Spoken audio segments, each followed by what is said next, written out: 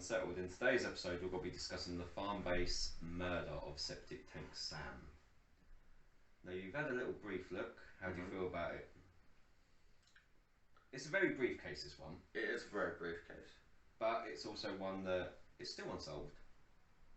And a lot of horrific events happened leading up to finding the Sam. I'm not going to call him Septic Tank Sam, that's very poor taste. No. It's literally just calling him what he died by. Well, it's where they found him. Yeah, but it's not. It's like saying Emma from Field. Emma died Field. Yeah. It doesn't really give much of a Septic Tank Sam. No. It's very poor taste. It's about the orchard murders and. It's still very poor taste. Yes. So if you're new here, don't forget to subscribe, like, comment, and if you really have to, I suppose you can. I don't know. You can write down below what cases you want us to discuss and literally tear apart in vulgar humour. You like that, though? But it works. So yeah, as I said, this is the grisly death of Septic Tank Sam, and I think I'm just going to call him Sam. Yeah. I think that's probably the best because it's a good identification. Just call him Sam. Right, there we go. So yeah, as always, viewer discretion advised for this one, as it is a little bit more of a distasteful. Yeah. It's gruesome in an aspect of a gentleman. A gentleman. The gentleman. A gentleman. So, anyway, on an abandoned farm in the small town of Tofield in Alberta, Canada, don't say air, was the scene of an unexpected and horrific discovery on the 13th of April in 1977. On the 13th. 13th of April. The story unfolds when Charlie and Mavis McLeod. I knew you were going to do it. I was waiting for you to do it. I was going, yeah, he's got to do it. McLeod. Made their way to their derelict farm. The couple owned the farm but had left it abandoned for a good couple of years.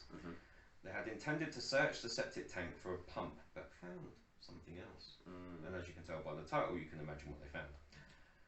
They opened the lid and noticed a grey wool sock and a brown shoe bobbing in the murky water.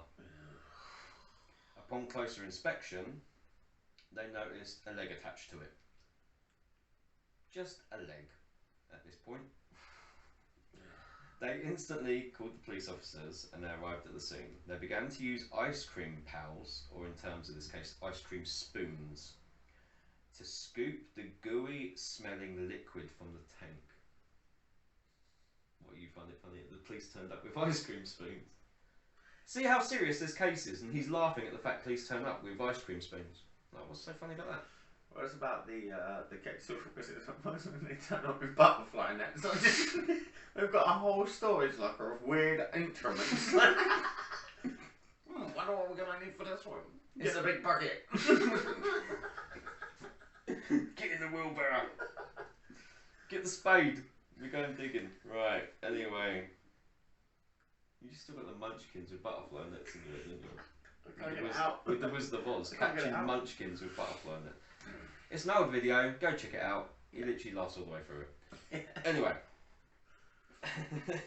they were removing the smelly, gooping liquid from the tank, and here's where they discovered the body of possibly a male submerged in 1.8 metre deep in the septic tank. It was determined he was in the septic tank for several months. Makes me hungry. It's the ice cream spoon. It's the ice cream spoon. Don't laugh. It's the ice cream spoon. That sweet smelling ice cream. It's a bit like the Cecile Hotel where everyone was drinking Elisa Lam's bodily fluid from the water tank. Ugh. And apparently it tasted sweet, which is always a good thing. So the man they pulled from the tank had suffered horrific torture at the hands of whoever killed him. They then dumped his body into the tank head first. The autopsy concluded he had been shot several times. However, before being shot in the head, he had been burned with a blowtorch and cigarettes, and also been beaten and sexually mutilated with farming shears. Yeah. So let alone that, are you now literally like picking on someone? I mean, how far does it get? Putting a cigarette with someone, fair enough, I've done it in a nightclub before. But farming shears. And a butane blowtorch. Like, they must really want That's this guy dead. definitely torture. Yeah. His killer then decided to cover him in limestone and dump him in the septic tank, hoping his body would dissolve. Now, limestone is a liquid, once added to water, becomes like a gooey... Yeah, it's a coagulant. Yeah, it's like the fondant of a cake. Ugh, what a shit cake. The autopsy also concluded the man had suffered from some kind of mental illness or possibly disability during his formative years, which means he could have been disabled. Yeah, due to the size of his skull. And the man was rendered unrecognisable. However, it was determined he was of Aboriginal heritage and anywhere between 20 to 40 years old, brown hair, and stood at 5'5". So back then, I'm guessing it would be like more of a racial attack at this point. Yeah, I would have thought so. To be fair, Just reminds me of Mice and Men. Yeah, it does. Yeah, you with me? Yeah? Yeah. Fingerprints couldn't be lifted at first. Even the pathologist couldn't identify even if he was a man or a woman due to the decomposition and the sexual mutilation. So having your male's genitals damaged that much that you couldn't decide whether it was male or female. There's definitely they definitely done something wrong, or you know, it sounds probably, like a sexual racial attack. It's probably innocent in Sam's eyes, possibly, because we're not like necessarily not knowing of what he's doing. Yeah. So he was wearing a blue Levi shirt. And blue jeans and those lovely wallaby shoes at a time that seemed to be quite present in Canada. Yeah. Forensic experts wanted to identify the man, so they examined his skull and sculpted a clay model of his face in hopes someone would be able to identify him. Several composite. Yeah, is that the word? Am I correct? Composite sketches was drawn up and shared around the county. His dental records was also sent. Detectives suspected he was a native Indian, possibly target of racial abuse, and worked upon a farm as a labourer or construction worker. They also assumed he wasn't local because he didn't match any missing person reports from that area in Alberta. No. Well, I'm not being funny. If you're working on a certain farm and you might necessarily be...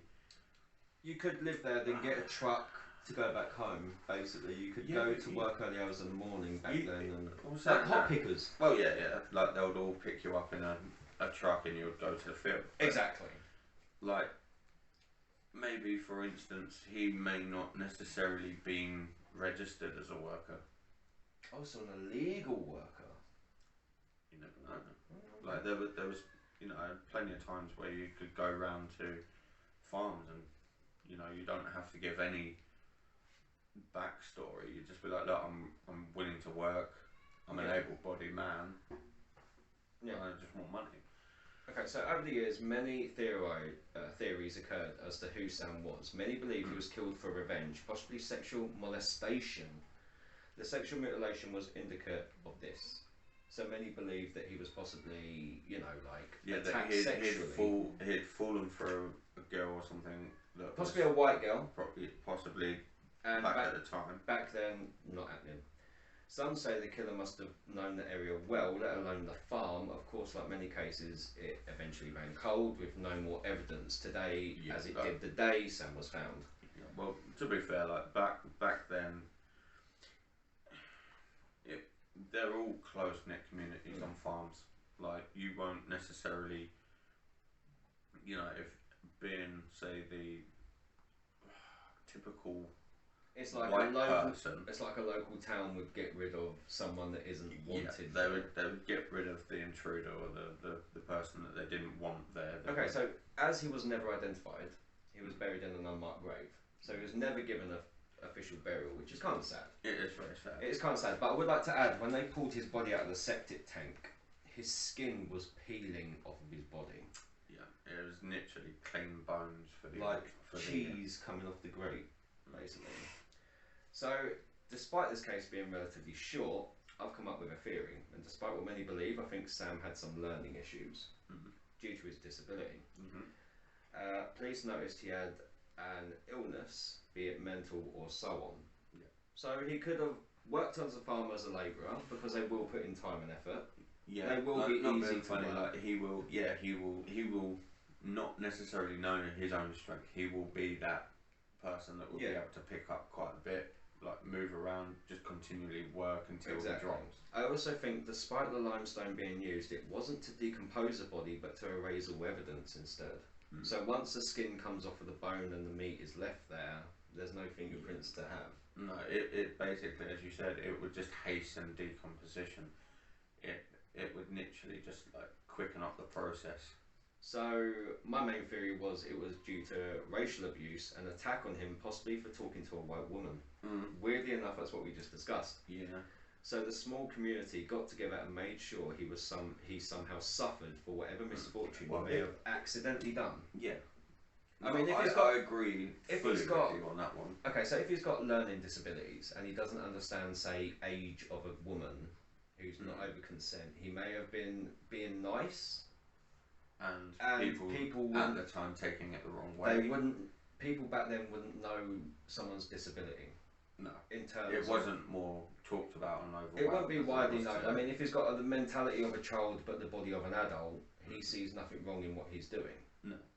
So therefore, it could be a small knit community looking at this and thinking, okay, we need to get rid of this foreign man from this area, so what's the best way to do it? It seems so much torture went into someone that didn't need it in terms of this. No. I mean, if you wanted to get rid of someone, it's a simple shoot to the head, right? So, or a knife wound, like you just make it quick and easy. This seemed torture. No, it definitely seems. It seems along the lines of like a Jack the Ripper style. I'm gonna. Well, it just seems like a hate crime. It's like you the people that are doing the attacking have not fully understood, as we said. Right, so about let's just clarify the events of how he got killed. So he was beaten to death, pretty much, like kicked the shit out of. Yeah, until he couldn't really move or fight back. He then had cigarettes put out on him. Yeah. He then had a blowtorch put to his body. Yeah. He then had his genitals severed and cut by farming shears. Yeah. He then also got shot several times in the head. And then covered in limestone, so when the body is removed from a septic tank or any type of water with limestone, your skin's just going to peel off. It's going to come straight off. It's like literally like peeling glue off your body.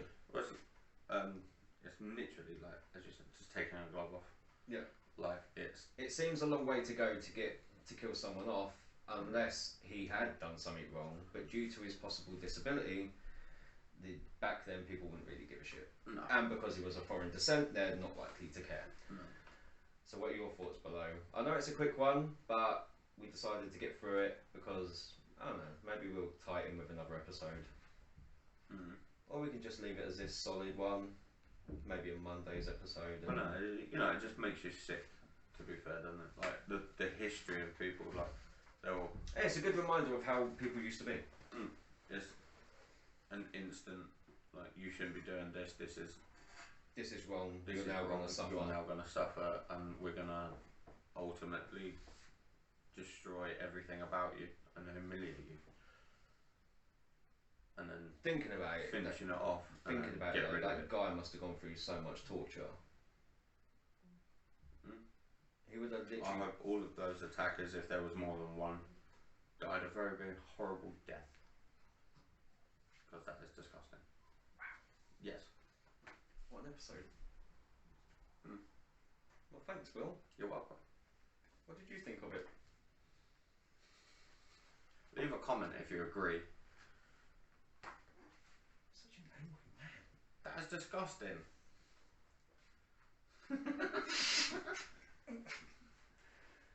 Well, that was the case of Sam in the septic tank. Thanks, Will. You're welcome. See you in the next one, I guess.